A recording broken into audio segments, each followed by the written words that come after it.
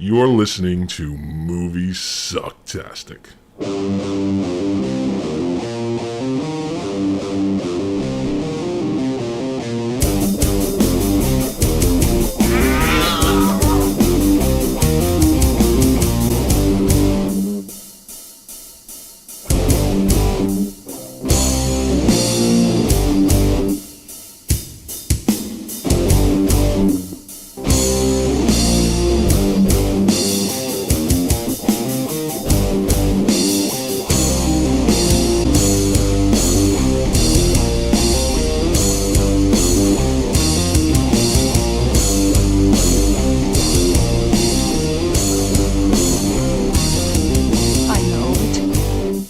Sounds like some bad movie. Oh, and this was definitely one of those. Definitely one of those. Give it all you gotta give, yeah. Oh, my Lord. Welcome to Moviesucktastic. Oh, where'd your feed go? I'm Scott, that's Joey. I'm Hey. Scott, that's Joey. Howdy. And today we're reviewing Fatal Games. Fatal Games, emphasis on the, I guess, games instead of the fatal. Right. Le Jeu de la Morte. Yes, also known as the Killing Touch or Olympic Nightmare. I was surprised to see, honestly, I was surprised to see the title, at least the copy I watched, it said Fatal Games, and above that it said Le Jeu de la Morte. Me too, yeah. That seems to be one of the two. I looked for, that's the Blu-ray copy that I found. So I guess that was the best copy they were able to get a hold of. I guess so. That's my guess. I don't know. A little wacky. Yeah, so Fatal Games, for anybody that doesn't know, is a 1984 slasher film in the long-running tradition of Jason, Freddy, and Michael Myers. In the film, a group of wannabe Olympic athletes is hunted down and killed one by one by a person with a javelin. Correct. They're running around after them, and it was an interesting way to do it. I guess, with the popularity of films like Sleepaway Camp and because this is a slasher movie. It's compared a lot to Graduation Day because of some similarities in the filming. Yeah, as well. I mean, it had the gratuitous girl shower scene. Right. So on top of all that other stuff, they decided to capitalize on the America's growing fascination with the Olympics. Remember Mary Lou Retton? That's right, because this film came out in 1984. That was the year that she won gold. Yep. And when did it come out? January, I believe. Ooh, I don't think it was. Hold on, I actually have it. I have it up. I have it up on the screen right here. Let me just find it real quick. I might be thinking of something else. Oh, you know what?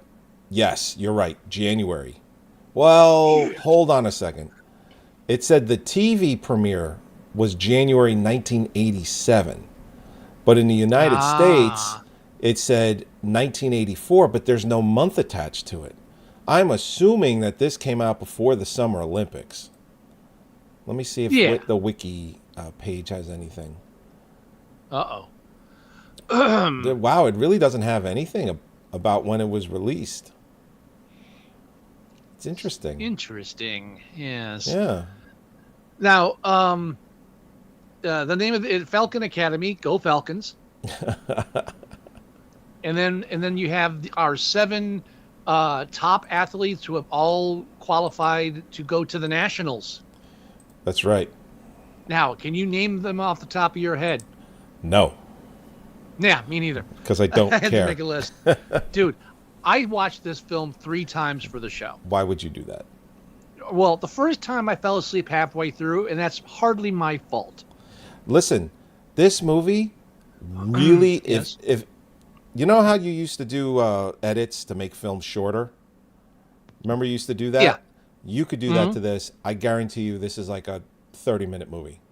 Max. Oh, I'll go one further.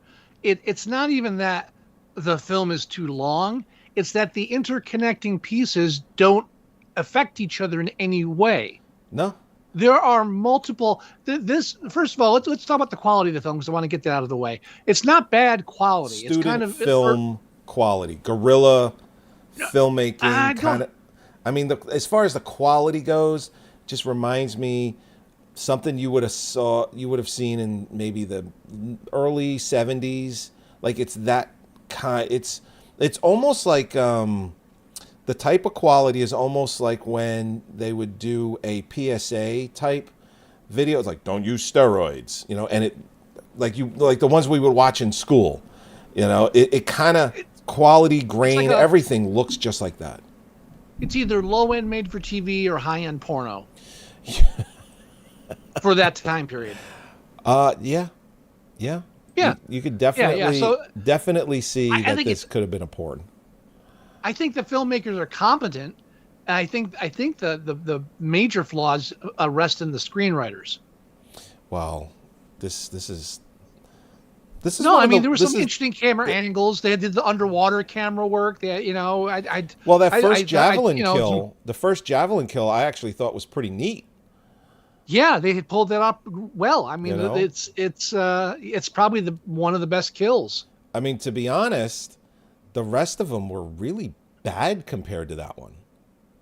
I mean, that first one, they really set the bar high with the first javelin kill. Can you name the person who died first? No. All right, so here, my basic point is that the writers are okay as far as building characters. Like the banter between them wasn't that bad. Right. You know what I mean? At least on second viewing, the banter wasn't that bad. The dialogue, the acting, all right, maybe we're dealing with mid-range porn.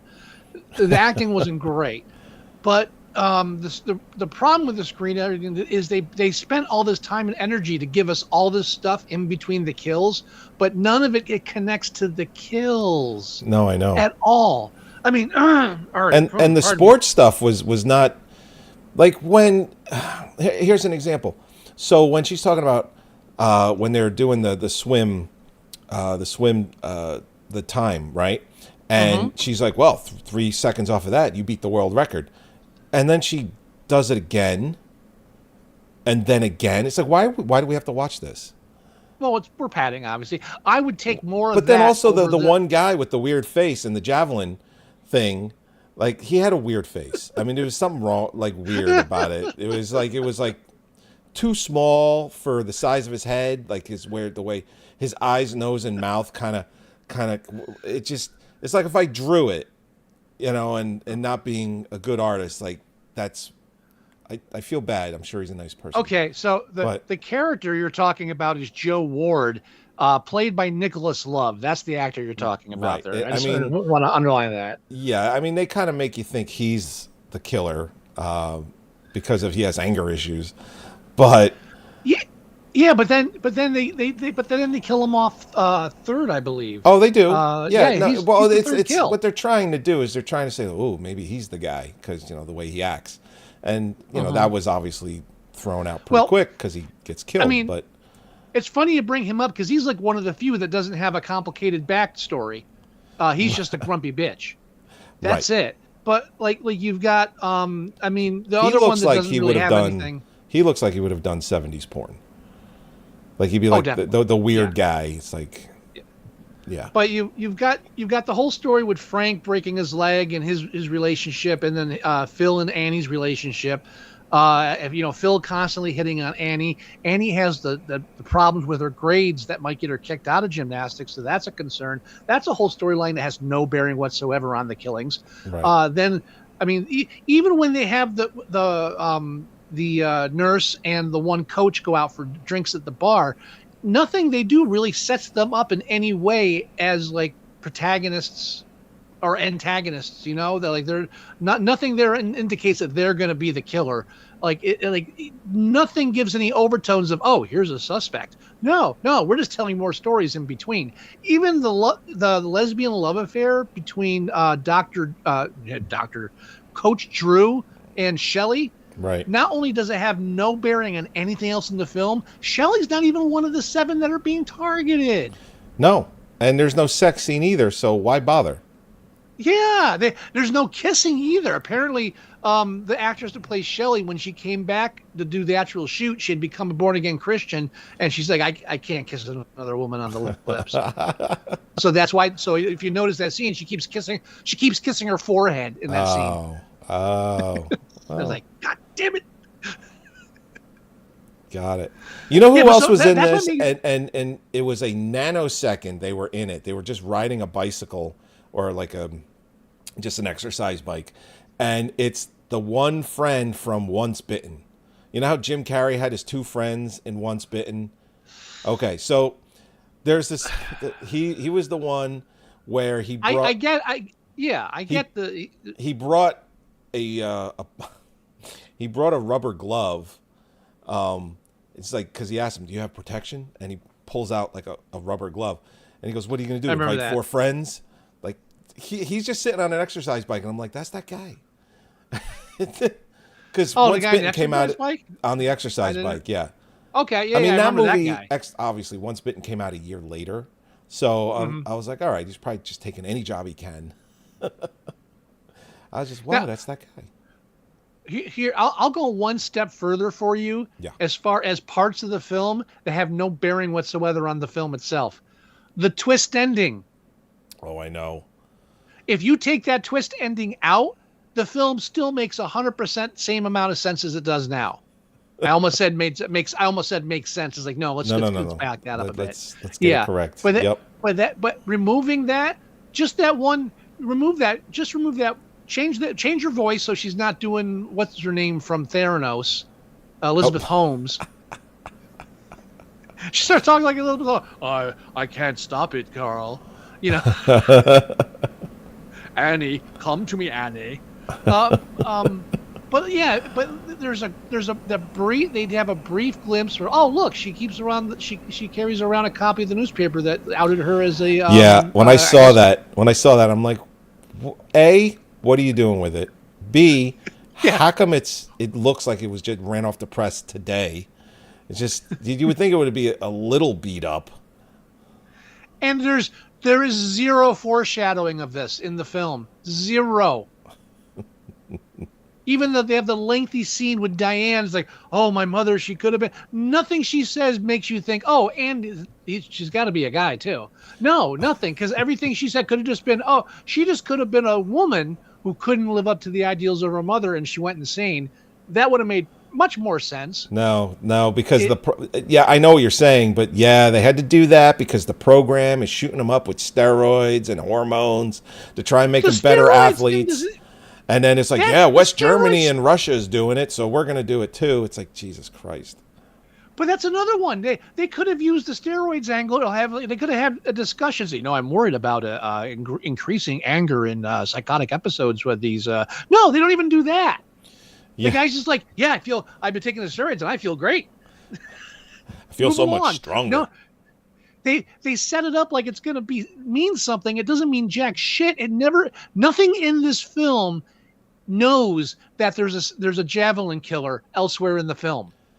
No, because no one she's else killing knows. them and then hiding the bodies, and they're like, oh, they're all stressed. They're not showing up for practice. It's just too much. It's like, have you seen so and so? It's like, no, she's not coming to practice. Okay. The third time I watched this film is because I had to get the goddamn name straight. And I'll tell you, when you pay attention to this film, Frank's name's never even mentioned till the third act. I had to figure him out by process of elimination. Well, that was a dog bark. Sorry. Yes, it was. I only knew Nancy's name going into the film because she dies first, so everybody spends the rest of the film asking, where's Nancy? Where's Nancy? Where's Nancy? Sue's name is only mentioned once before she bites it and they start asking where she is. Jeez. I didn't notice any of this. I'm just watching and I'm like, I can't believe I'm watching this. This is terrible. Yeah, I mean, it's just, but there is so much going on with the characters that if you have to talk about them, you have to know their names, but they don't even give their names most of the time. Not good screenwriting. I gotta love my favorite part of the whole movie is when they bring out the table while everybody's exercising in the gymnasiums. Okay, bring out the table. let's put that one pointy statue in the middle of the Oh, table. the trophy. Then static shot. Roll in the scaffolding. Set up the scaffolding. It's like this won't come up later. Just look away. Nothing to see here. Definitely will not be coming up later. What makes it better is no one even mentions it. No one even says like, "Hey, you're going to set that up for tomorrow" or anything. It's just like silence as this happens. Like, we're setting up for the end of the movie. You all know it's happening. Just give us some time. It's just the weirdest part of the film. Even weirder than a javelin thrower underwater. Yeah. Which I would have used for the YouTube cover, but it's too dark. You can't really see it. I didn't like it. No, I get that. Definitely, I get that. Yeah. Oh, some nice shots, that's though, the like Mexican guy with the guitar, and he just looks like the statue that they put out in front of every restaurant. I don't know why I took that picture, but I just felt like it represented the film. As soon as I saw it, I'm like, oh, he's like the statue that they put out in front of all these different restaurants. If you look at it, they go out of the way to have an entire surprise birthday party for Annie, and we even know about it beforehand. They foreshadow the birthday party, surprise party, more than they foreshadow who the killer is. Right. You don't find out who the killer is, what, in the last 10 minutes of the movie?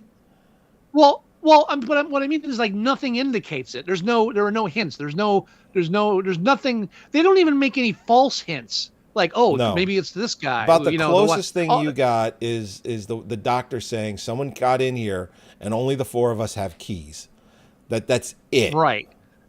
And the closest you got to a character, that acted like he was capable of doing it was the javelin throwing guy with the chip on his shoulder. Right. That's why I said, they were showing he was angry. He's like, they just kind of tried to make you think that it was him for a little bit in the first act, and then they kill him. And they're like, funny face guy is not the guy.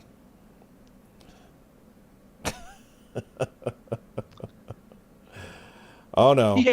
Yeah, I thought the cinematography was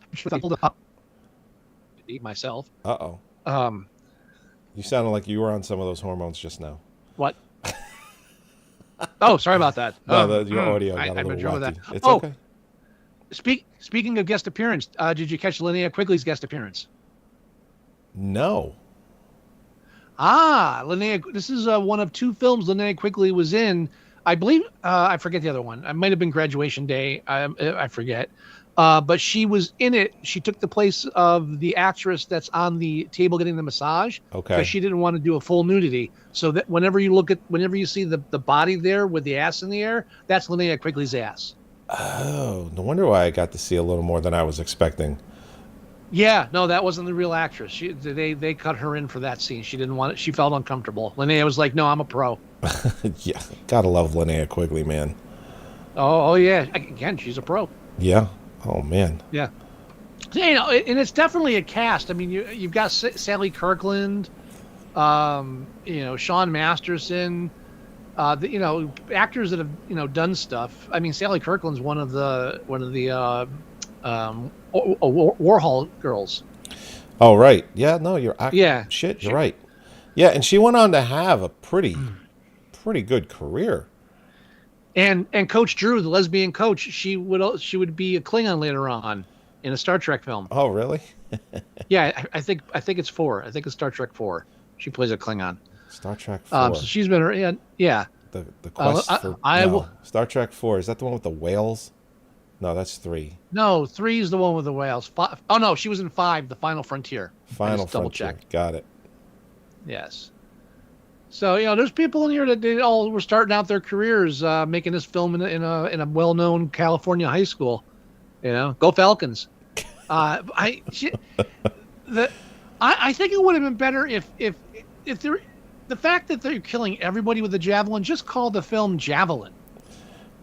Yeah, there's El Javelino. Well, didn't somebody call it Javelin or something like that? Hold on, let me see. Also known as, there's 15 alternate titles. In Germany, it was Killerspiel.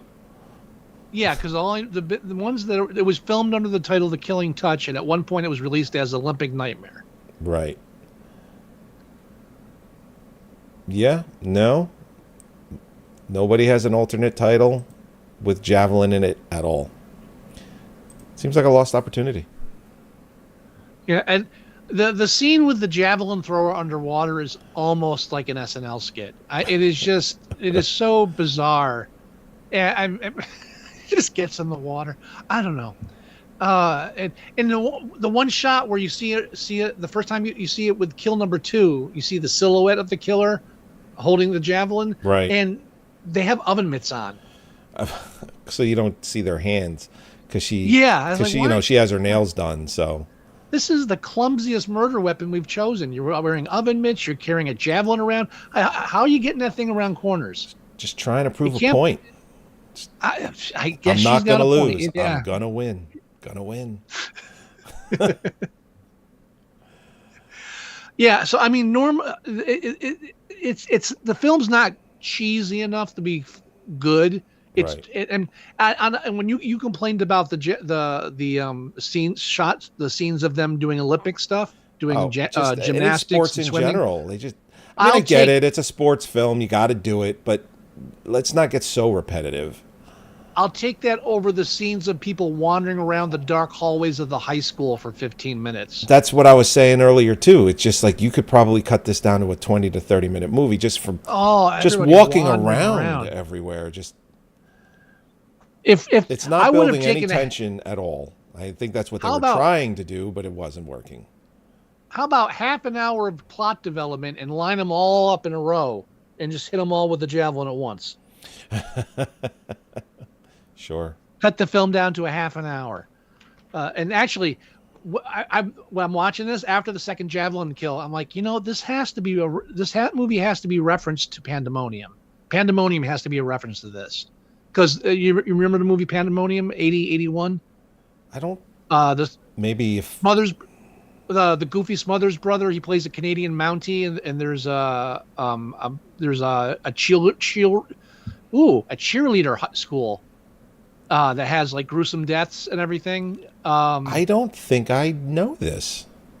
I would challenge that to you, either that or Graduation Day if we do challenge, because I still love that as a parody movie. But the opening scene is 6 cheerleaders killed with a javelin, like all in a row. And I was like, that had to have been a parody of this. But then I looked it up, and it actually came out like 2 or 3 years before this. Huh. Yeah. So I'd have to check that out. I don't know it. They possibly At least I don't think I do. they possibly could have gotten the idea of the javelin killer from a parody movie of slasher films, which I think is funny in itself. I'm trying to see if there's anything I forgot. Got to take it all the way I can. Yeah. Yeah. I mean, I got a page of notes here just because it was bugging me a bit. I love that 80s rock ballad theme song. Every 80s film has to have one. Yeah, and the opening of the film I think the movie actually didn't start for about 3 to 4 minutes. I mean, because it's just you're watching all titles, you're watching them just doing exercises and practicing routines and all that. And that's how the whole film opens. And I want to say it's anywhere from 3 to 5 minutes long. Yeah, but again, every scene in this film is 3 to 5 minutes long. That's the problem. Yeah.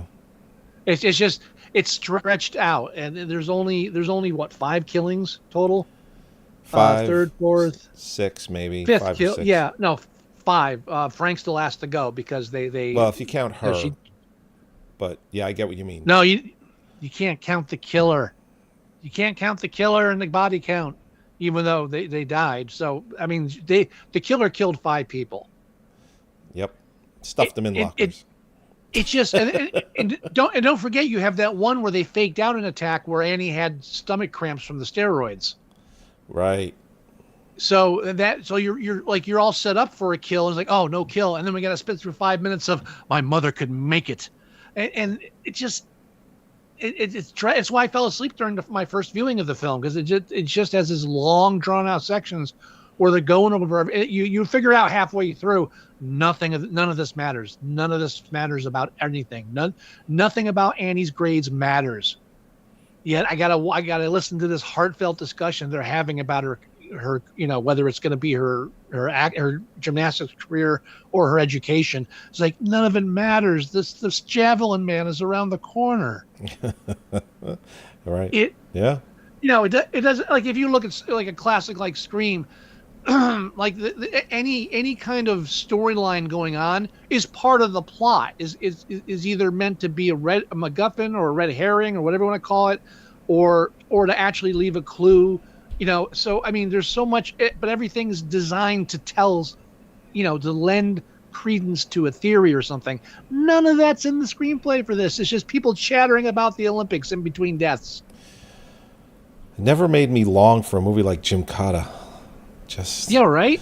It's like, yeah. Now I'm curious to go back and watch Graduation Day, since the films are too comparative occasionally, and because Linnea Quigley's in that one too. I think as a body double. Is Graduation Day in the Wheel of Suck by any chance? I added it. It's on the latest version. Yes, oh, it is. I updated that this week. Well, I updated the wheel, so. Oh, good. I am interested in what's going to happen with that. So, do you want to rate this? Because I got to tell you, I'm not going to go very high. 4. Wow, that took long. All right. Yeah, I was thinking the same thing. Yeah. Well, if you weren't, I was going to talk some sense into you. Yeah, it's definitely below a 5-star. Yeah, I mean, it's currently at a 4.7 on IMDb, and it's a little nostalgia playing there, I think. I think some people are giving it higher scores than it probably deserves. 4 is very appropriate for this. If the screenplay had more substance to it, or was more like the opening scene where they all get into a tug of war with the napkin. Oh, right, yeah. When that happened, I was like, oh, okay, this is going to be like Police Academy, but with deaths. I thought they were going to lean on the comic angle. No, it was just they were aiming for like straight school drama after that part. I was like, that was like the worst setup for like what happened after. It was all bland after that. Yeah, and like when he's like, and athletes and the best in the world and the most blah blah blah, and then they start doing that, and then you're right. It was like, okay, we might have a little tongue-in-cheek comedy type stuff, and no, none of it.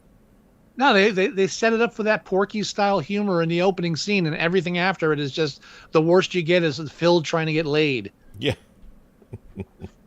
Where are my shorts? Have you seen my shorts? That was Frank. See, that's the problem. Fuck. I'm telling you. That's why I had to go back a third time, man. There's no way. They should have had the names on the photo when they showed them, just so you had like a quick just refresher had hi, to go I back to. am, Yeah. Thanks. Usually you have that. I went back. Like I told, Nancy's name's mentioned once before she dies. Sue's name is mentioned once right before she dies. Jesus. Frank's not mentioned to the third act, I'm pretty sure. Phil was never addressed directly, but I figured out who Phil was by who was Annie's boyfriend was. Right. Oh, man. So that's how I figured that out. And Annie I knew because IMDb and Wikipedia put Annie as the lead character. So okay. Well. So I cheated with Annie. But I mean, it's just, but because the problem is there's nothing that really has you wanting to understand their names because their storylines aren't even that interesting. Right. They took the time to give them background and storylines, but nothing interesting and nothing conducive to the plot. So the film's more boring than anything, with a few glimmering highlights that I would like fast forward to show somebody. Oh, like wait till you see them underwater. You got to see this, but not sitting through this whole thing for that. Right. Should we spin the wheel? Yeah, I got it down. I locked it in at 4 stars on IMDb. Perfect. We're good there. I'm ready for the wheel, sir. What do we got? All right. Wow, it just looks like Hollywood threw up on this board. Have you gone back to look at the video so you can see what this looks like? Oh yeah. I check up. It's pretty bad. All right. All right. This is the Wheel of Suck. The way this works is both Scott and I get a veto. We spin. Someone can veto it. Spin again. Then someone else can veto it. And then by the third spin, we pretty much have to review what's on there. So, are you ready? I'm braced. All right. Let's do it. I'm puckered. Here we go.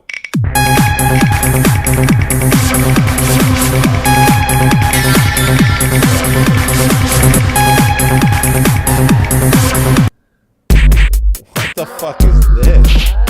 Uh-oh. Rabid Grannies? Rabid Grannies. Yes. What the fuck is that? 80s direct-to-video horror film, if I'm not mistaken. I gotta look this up real quick. Holy shit. Rabid Grannies. I believe I read about it in Toxic Horrors or Slaughterhouse, one of those horror magazines from the 80s and 90s. Oh my fucking god. It might be 90s. I might be wrong. I might be overshooting. Holy shit. It might be a 90s film. This is Lloyd Kaufman. This is a trauma film. Oh my god. It is a trauma movie. Oh, okay. Holy shit. 88. All right. 1988. So this is just a short time after Toxic Avenger. Yeah, so before Trauma was like a huge name, it was just starting. Yeah, I mean the quality of this looks like Toxic Avenger. It's that similar style. Oh boy. All right. Probably scraping the bottom of the barrel with this one. I'm not going to veto this. I'm good with this. Or are you good with it? Yeah, I'm good with Rabbit Grannies. I put it on the list, so I'd definitely go with this one. Okay. All right. Then Rabid Grannies it is. Oh, shit. Oh, boy. It's going to be a fucking doozy. Oh, man. Rabid Grannies. All right. All right. All right. Rabid Grannies. Oh, Holly's going to love this one. Rabid Grannies? Yeah. Yeah? Okay. All right. Let me get us out of here, man. All right, everybody. This was a good episode. I like this one. Nice and short, but to the point. We got to what we needed to do. And we did it. Did it. You got to give it all you got to give. Yeah. Yeah. Episode 449 of Moviesucktastic. Thank you, as always, for joining us for yet another week where we just reviewed Fatal Games, or Les Dieux de Morte. Winning isn't everything. Winning is the only thing. Sorry. Go to our website at Moviesucktastic.com. Download every episode that we have there. You can listen to every episode on the website as well. Or you can click on the YouTube link and it'll take you to YouTube where you can watch this video that we just did live.